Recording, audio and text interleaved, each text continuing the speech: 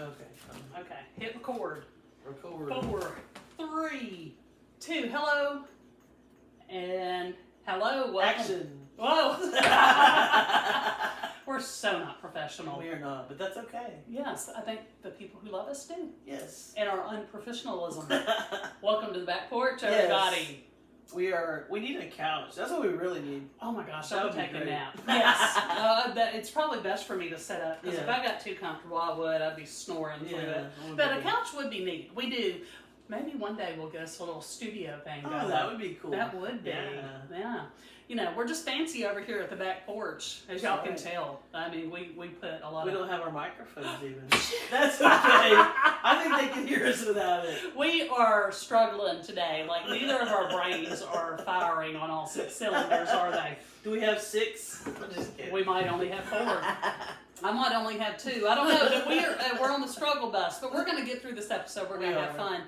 Today we're going to talk about, what are we talking about, Mary? Religious trauma and how it has affected us, and we think you guys, some people will be able to relate, you know? Right, and we're not setting out to bash. No. We want to put that out there to begin with. If you are a religious person, this isn't to bash you or to bash what you believe. This is just our stories of some things we faced. And I think if we share an experience, we're not going to say names, and it's not to reflect badly on anybody. It's just our experiences and how it's hurt or helped us. Right, and this is not try to talk anybody out of going to church or anything like that.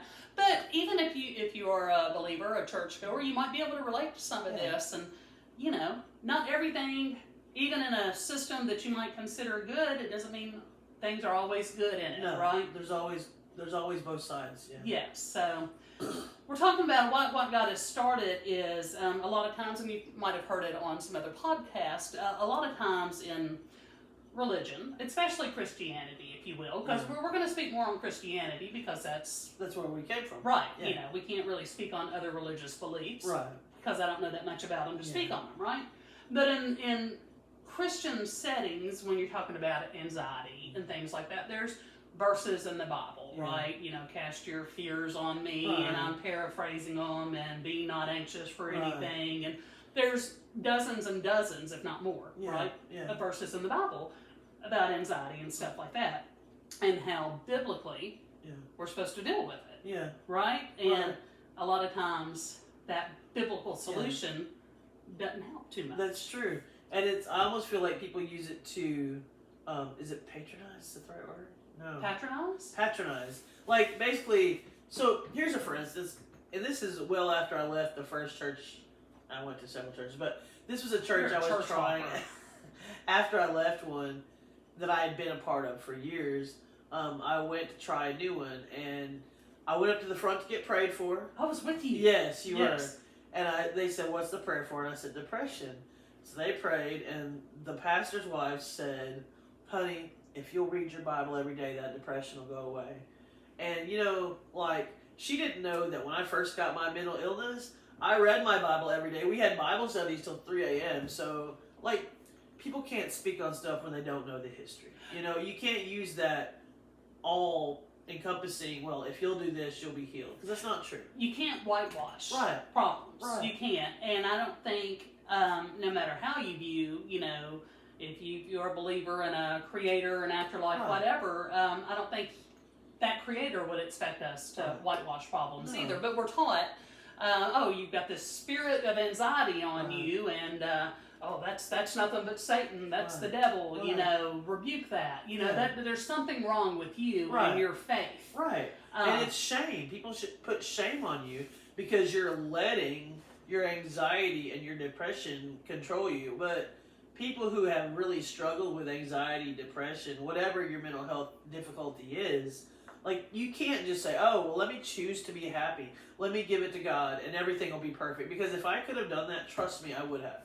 Well, let me ask you. I'm not calling you out, but I'm just gonna call the system out right here. How many times did you personally leave it at the altar? Oh God, I used to be. Leave it at. I spent. Let's see. I started church really when I was 21, and I left when I was basically 41. So you figure 20 years, with probably at least 10 years of that being spent at an altar every Sunday. always trying to get my miracle and always trying to leave it behind. And I'm about to get emotional because I so badly wanted to be healed.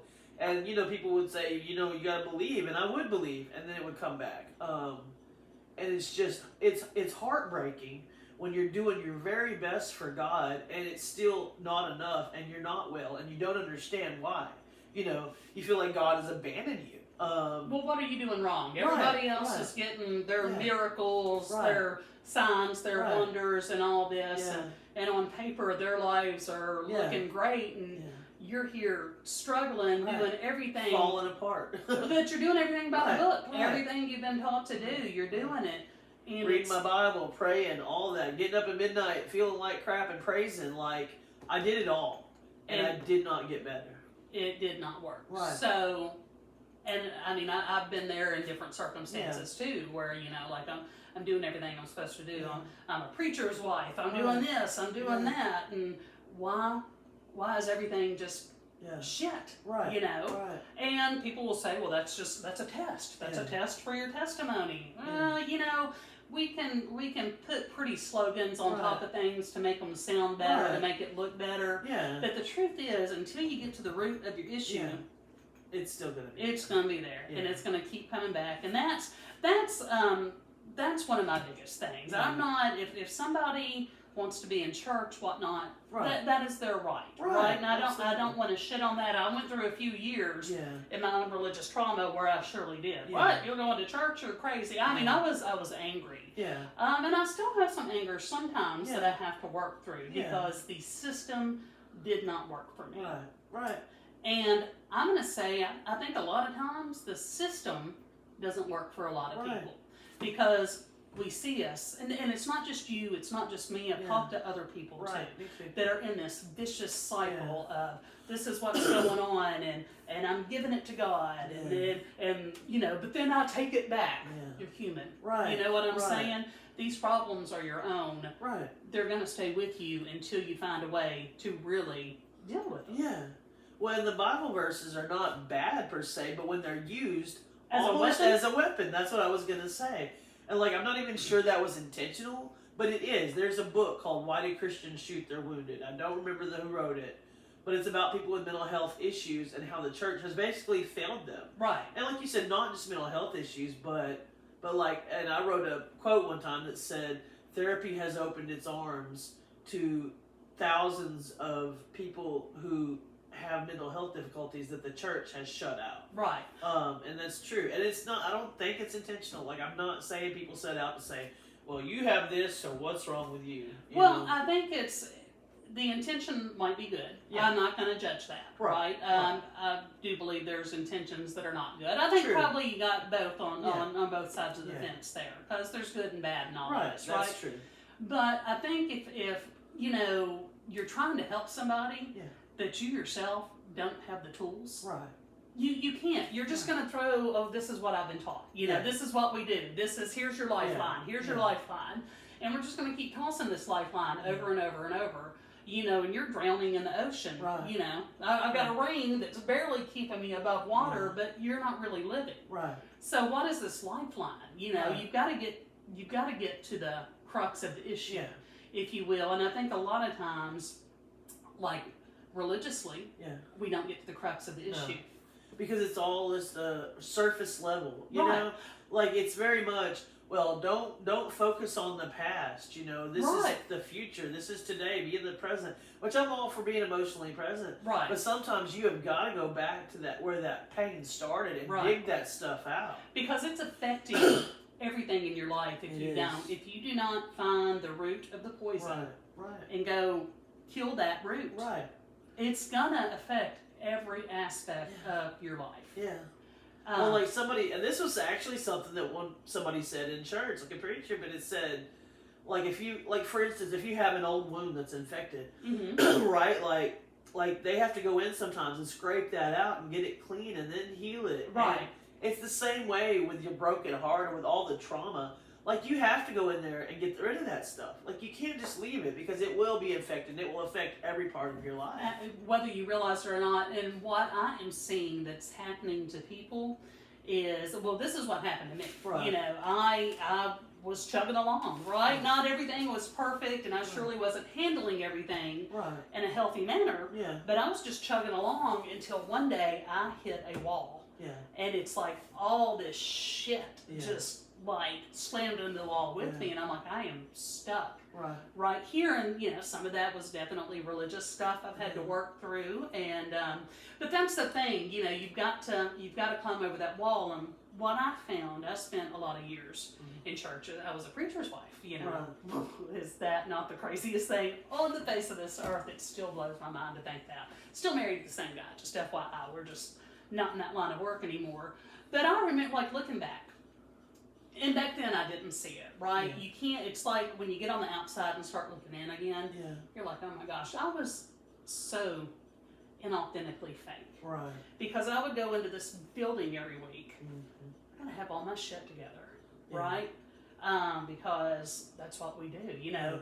I'm serving God, so life's got to be perfect. It's got to look perfect. My husband and I, 9 times out of 10, would argue the whole way to church, just rah, rah, rah, rah, rah, rah, and then get out of the car and put on our fake smiles. And how many of us did that? Oh yeah. Not just the pastor's wife or whatever, but how many of us are doing it? We're going into a place that's supposed to help us, right? Heal us. Heal us, right? But we can't even be our authentic self. We've got to put up these little fake walls. Like, praise the Lord, sister, my life's great. How was yours? Because truthfully, if somebody looked at you in the eye and said, you know, life's not well and I'm struggling to hang on and I don't know what to do. That's a lot. Yeah, it is. What do you do for that person? Well, and I think that's in everyday life, but it's more so in church because it's... Everybody thinks if you serve God, your life should be good. Right. I used to go to church on Sundays and be like, you know, I would be praying and praising and all of that. And then I'd get home and I would feel miserable. And I had mental health problems most of the time back then. But it was like, why is this not fixing this if I'm doing all the right stuff? And it's, you have to put the work in. We talked about that. God can do miracles. Sure. But maybe this is something I need to work on. I need to dig out. I need to get my shovel and start digging this stuff up. Right. Well, I don't know. I just had a thought when you were saying that. Because it's almost, think about it. Let's change your altar experience, your religious experience. That's an emotional experience, right? It is. It is. Let's trade that with, I went and drank a 6-pack. Right. Or a 12-pack or whatever. Right. You feel good temporarily. Yeah. Right? Yeah. It's a temporary fix. Yeah. So you weren't drunk on wine, you were drunk at the altar. It makes me feel good, but eventually those emotions are going to come down, and the root of the problem is still there. Yeah. You feel good for a minute, but you're not dealing with what's happening. Right. The root, you're 100% right. So that's why going to the altar over and over and over again is not super effective because you're not dealing with why you're up there in the first place, right? If that's why you're there. Yeah. And we whitewash that. People, I have been guilty of that. Yeah. I have been so guilty of that. And then also have had guilt of having anxiety in the past, right? Yeah, you know, absolutely. why am I so anxious? Why I must not love God? You know, I must not. And I have gaslit myself and beat myself up until finally I was like, you know what? Think this is working. Right. Yeah. Well, there was a thing that I posted, and what I said was I was given my testimony when I was praying to be delivered from it. Because my testimony, as I am right now, I've helped a lot of other people through their shit. Right. And this whole time I'm praying, God deliver me from this, God deliver me from this. When in essence, like, He was building me how He wanted me. And I was trying to escape it. I'm not saying mental health, illness, and all that stuff is necessarily God's will, but He can use that stuff to shape us, to help other people. I'm sorry, I had a hair in my mouth. Anyway. You got it? Yeah, I got it. But I think God will use whatever you have to make and mold you and be able to be a help to someone else. And this whole time I'm just praying, save me, heal me, deliver me. And I forgot all the little miracles that were happening along the way, you know? Right. And also at that point, you weren't digging deep within yourself. We're taught sometimes in religious context also, you don't rely on yourself. Yeah. Right? Well, you're flawed. Right. You're flawed, so you can't trust yourself. You know? And therapy is the opposite. Oh, yeah.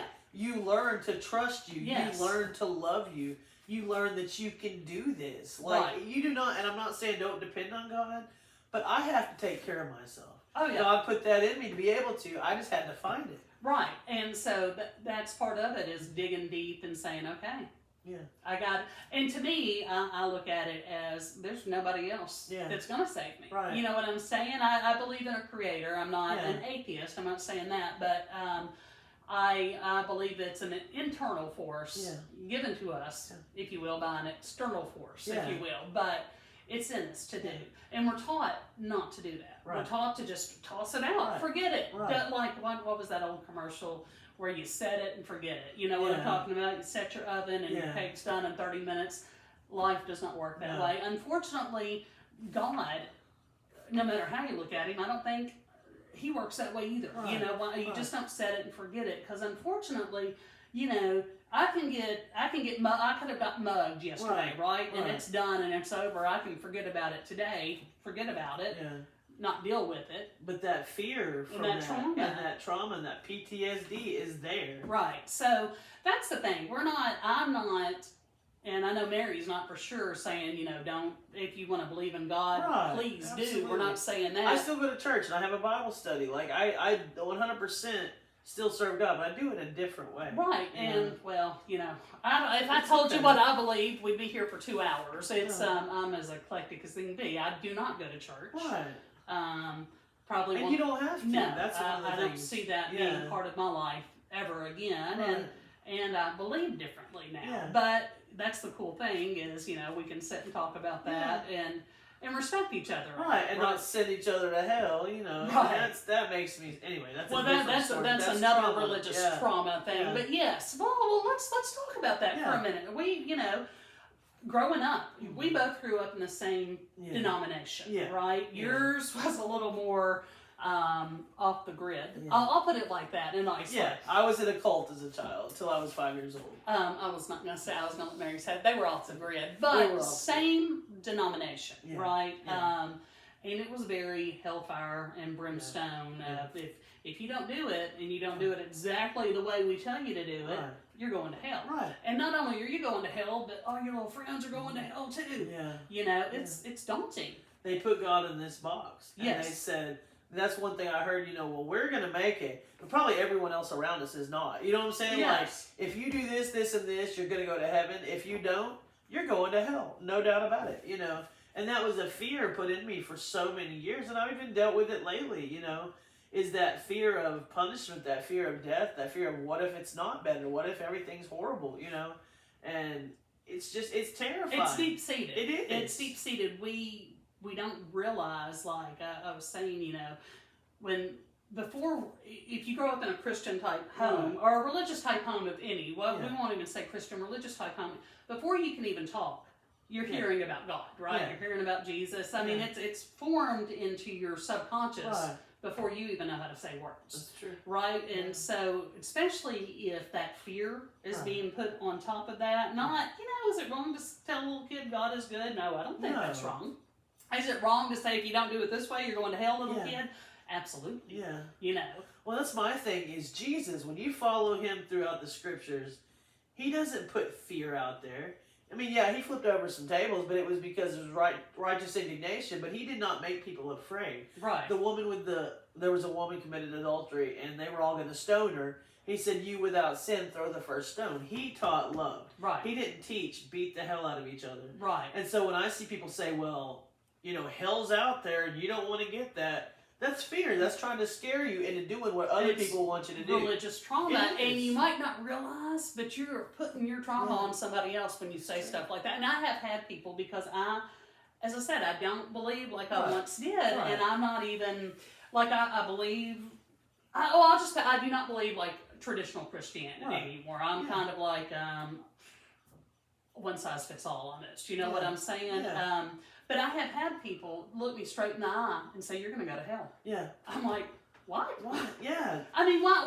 Why? Yeah. Why would you say why? Right. Why? Well, number one, they are not in charge. Right, Even they're if not. And I don't believe in an eternal burning, tormenting hell. Even if they did believe that, like, whose place is it for them to say, well, it's my decision because you didn't do this, you're going to hell. Nobody has a right to say that, even if they believe it. Well, because we're taught. Right. Sorry, It's I'm the- getting excited. No, I'm that's getting okay. triggered. That's I'm okay. getting triggered. We're getting triggered. No, but it's the Great Commission. Yeah. You got to share this Yeah. because they might go to hell. Right. So I get it. Listen. And if they go to hell and you didn't share it, it's the on your head. blood's on your Yeah. hands. You Yeah. know, their blood is on your hands. So it is daunting and it is freaky and it is scary. Yeah. Because I spent many years. And listen, I even on my most religious day, I'm not super Right. religious. You know what I'm Right. saying? I'm a little irreverent. I'm a little flippant. Yeah. And so I never was Susie Christian anyway, right? I was Right. like the poster child of who not to be. Oh, no. Yeah.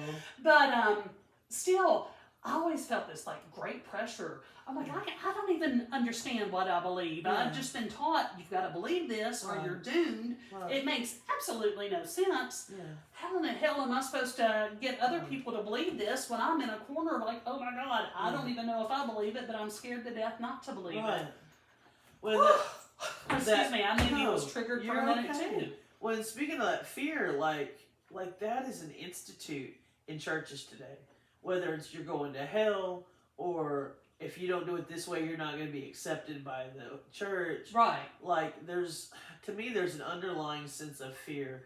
And like you said, where everybody tries to pretend everything's okay, because what if they're not okay? People are going to be gossiping about them too. Right. You know, there's a lot of fear. And then people are going to say, well, I don't believe in a little burning hell. I just believe your soul right. disintegrates and Right. doesn't exist. Well, Yeah. that's petrifying in its own self. It's true. Hello, you don't get to exist anymore Yeah. because you don't believe the way I believe. Yeah. That is all. I'm not telling you, and I'm not, again, like I have my own beliefs, you have your own Right. beliefs, and we don't even believe the same, right? No. But I'm But not we telling love each other in the process, and we don't believe each other's going to hell. Good you God, know? no! I mean, I don't even believe there is a hell. I mean, Right. I believe Well, I don't either. I believe sometime Yeah. this ball of earth we're Right. on can be your own It hell, can. right? It can. But what I'm saying is, it's okay to believe Yeah. what you believe. If something brings you comfort, And peace. And We peace. talked about that. Yeah. that's a good thing, Yeah. right? Yeah. But if it's bringing you any kind of fear Right. of what if, that to me raises red flags. Yeah. You know? Yeah. Because fear has been used to control people for centuries, millennia, Yes, whatever you want to yes, say. yes. Like, Let me, if I can make you scared of me, right. I can get you under my control. Absolutely. Absolutely. 100%. And that doesn't have to be religion. That can be No. parenting. That can Yeah, be government. That can anything. be anything. But if I can make you just a little bit scared of me, Right. Then I can control what you do. yes, Yeah, you're right. 100%. ding, ding, ding, and it trickles down from the top to the bottom. Yeah. And when you realize that, when you stop and say, wait a minute, Yeah. I'm the only person that has control. Right. And I have limited control. I Right. can only control myself. I can only control me. I can't control you. I can't control anybody Right, else. I can't- can try. And some people won't let you for a while, you know. Oh, but sure. In reality, me trying to control everybody else will hurt me. Sure. It will damage me. You know, Well, sure.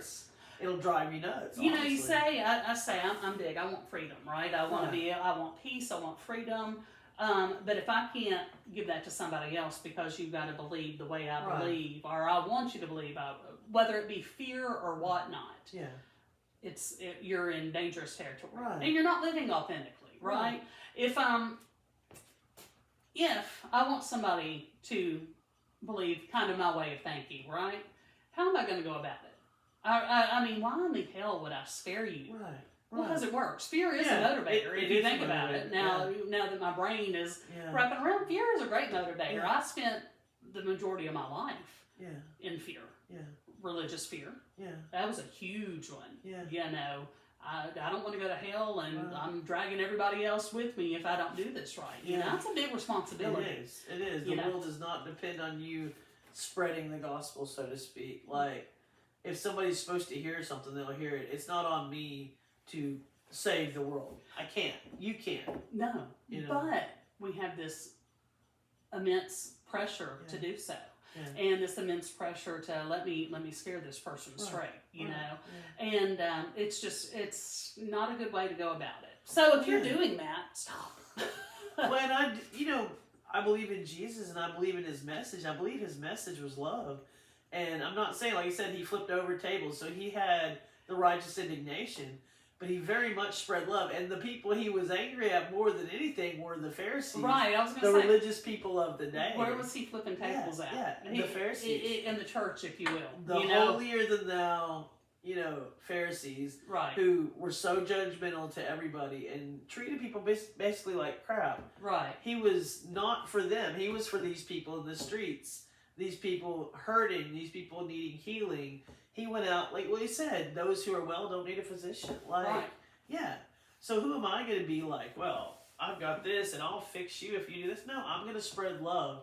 And I really feel like I have turned people more towards God through love than I ever would, putting fear on people. Well, you're not. Because I used to do that. Well, I mean, because that's what we're taught. Yeah. That's what we're taught. It was effective for us, Right. right? We got saved. Yeah. And, It kept us in a box for right. how many years. And kept us scared to death and towing the line, Yeah. right? Yeah. So it's effective in its own ways, but Right. there's no freedom in it. No. And that's the thing is when we started today, it wasn't to shit on religion Right. or the No. church No. so much, but just kind of let's open our eyes a little bit. There's some underlying fear running through those walls. Well, and since we're talking about control and stuff, there is abuse. You hear about these cases of abuse, sexual abuse in church, physical abuse in church, and that does happen too. And personally, I had, I was in a cult, and we had some severe religious trauma, abuse, whatever you want to call it.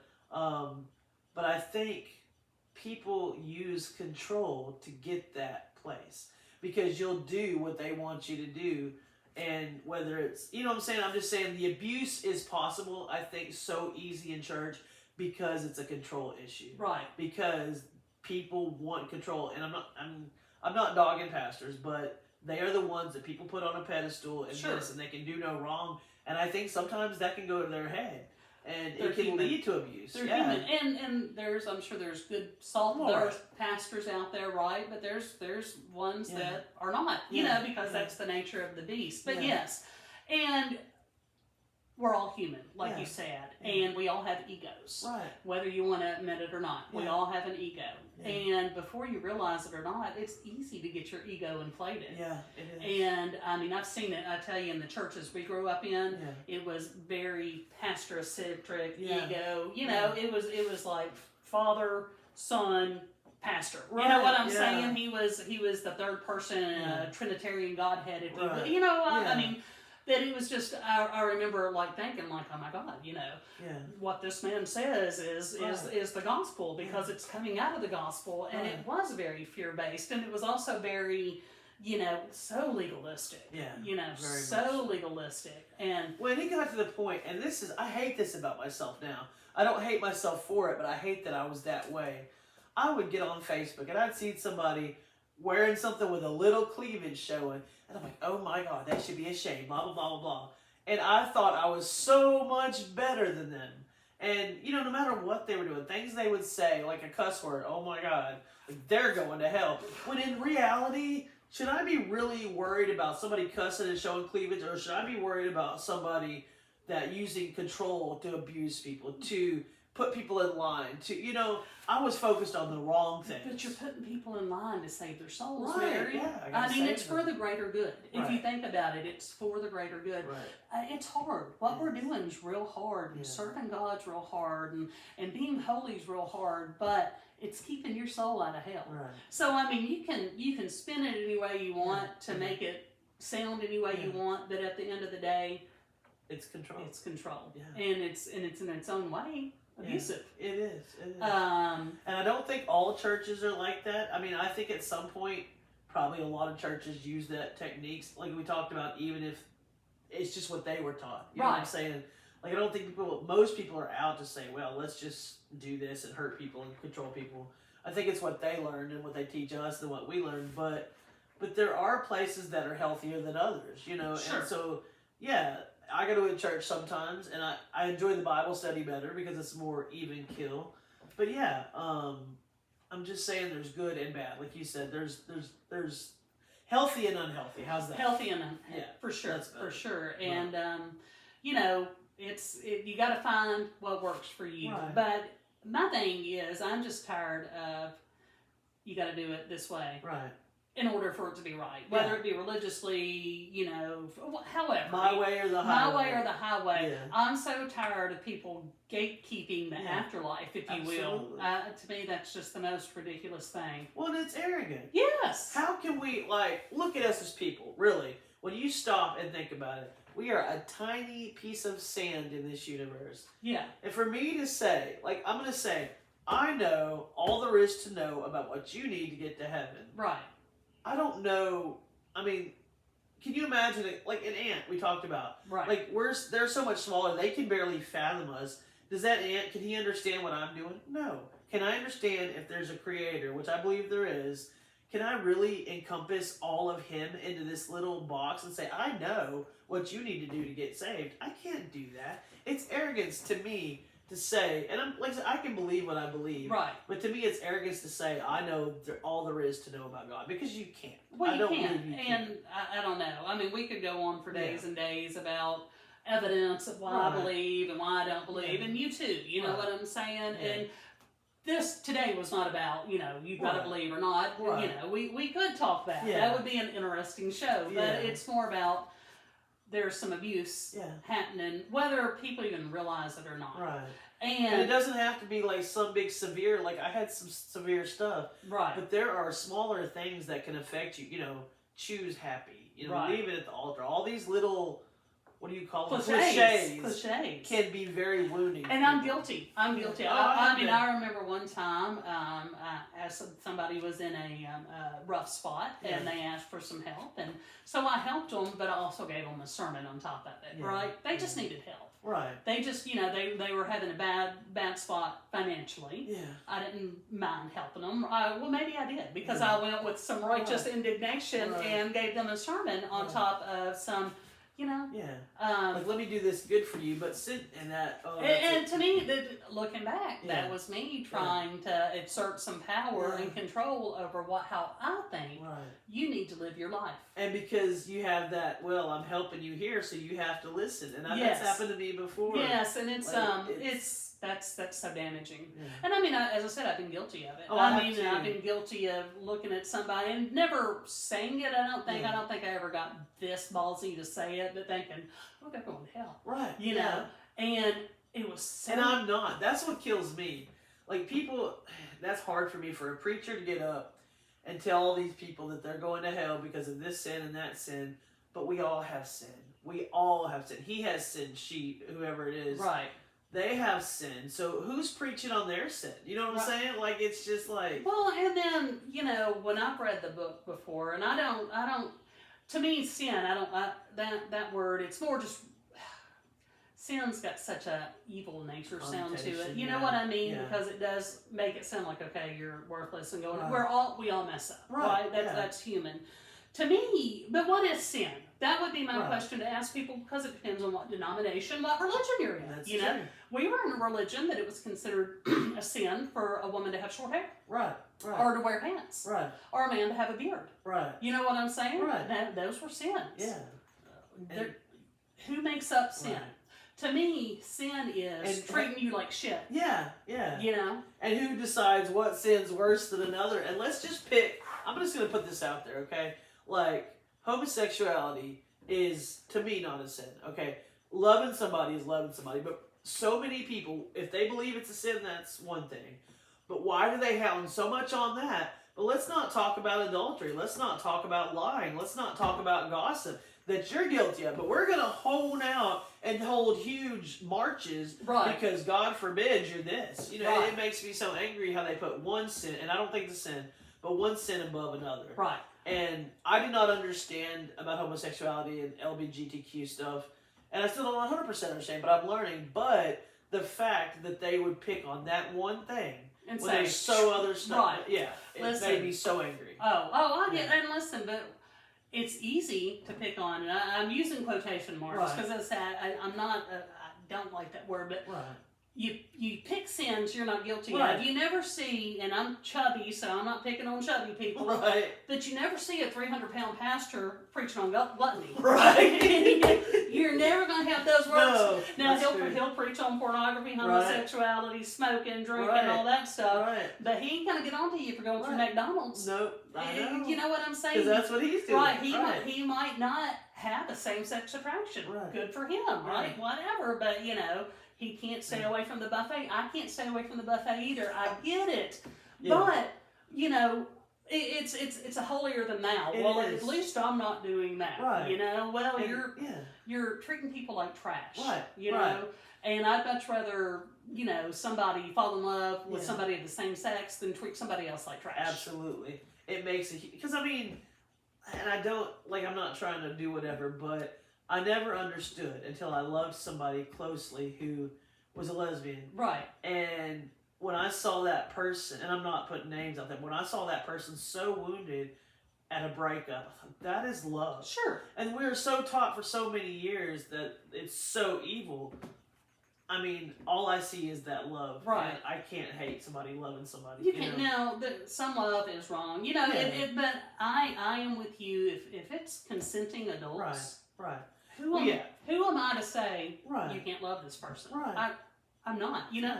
And I was very much taught also, through the religious system that this was the creme de la creme Right. of sins. Right. You know what I'm saying? And I will tell you though, Generation X, I'm going to throw it out to our generation, back in the 90s, I think our generations were the ones that were said, okay, wait a minute, this doesn't make so much sense. Right. I don't understand all the hate towards this. Right. And it's taken a long time, but yeah, I was once I was like, okay, that'll send you to hell. But I Right. also thought that, all these other things were Right. too.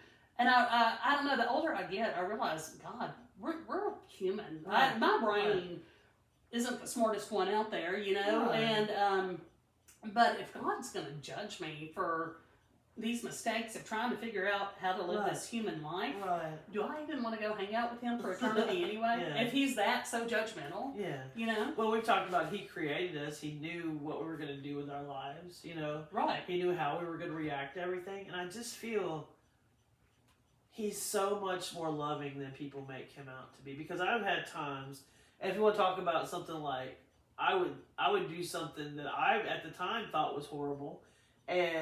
But I would pray and be like, God, I'm sorry. And if you want to, it's okay to say you're sorry to God if you feel like you've hurt him. Not from, necessarily, but I would feel peace. I would not feel condemnation, not from God. I would feel it from other people. Right. But I would always feel peace and love. And God, to me, like in my life, I feel like I've been kind of chided, whatever the word is. Like if I said something kind of bad to somebody that I felt my conscience, hurt me, like I should not have treated that person right. And I believe we all have a conscience, and I believe that conscience is towards God. So I'm not saying I've never had a negative emotion, because not emotions are negative. But anyways, I'm losing my track. But get on the track, basically, Mary. I believe God will, punish, but not the way that other people do. But I believe he's mainly a God of love. I just have, in my experience, anytime I've reached out to him, he has been there with open arms waiting, not condemning me, but loving me. So I'm not going to use the word punish. Okay. Correction. There you go. I was stumbling trying to Well, find I understand. Yeah. Punish to me is such a negative connotation, Right. It is, you've done wrong. If I go rob a bank and I go to jail, I'm being punished, right? But if I stumble and if I say, Mary, you're an asshole, and you know what I'm saying? Yeah. And I say things I shouldn't, God's not going to put me in jail, No, right? But no. I might have, my conscience might say, hey, girl, that wasn't nice. The right thing to do. And you do feel that conviction, if you will. Conviction, But it's not a punishment of, all right, now you go get 50 lashes because you... And it's not, you're a terrible, horrible human being and let me hate myself for the next 10 years. It's not that at all. That's my biggest, that is one of my biggest things with religion, because taught, you suck until you do this. Right. And then you still suck, but this magical covering of blood can't see your suckiness, and I don't know. Anyway, as I said, I could go down a rabbit hole of my deconstruction process. that could be for another time, another place. But Yeah. man, I think we've had a good I show think we today. covered all kinds of stuff, Yeah. even stuff we didn't intend on. Right, So. started out with some religious trauma, but hey, email us, contact us, backporch2121@yahoo.com. Like, follow, and share if you like Yes. what's going on. Thank you so much for being a part of the back porch with us, and we'll see y'all next week. Peace out. Bye.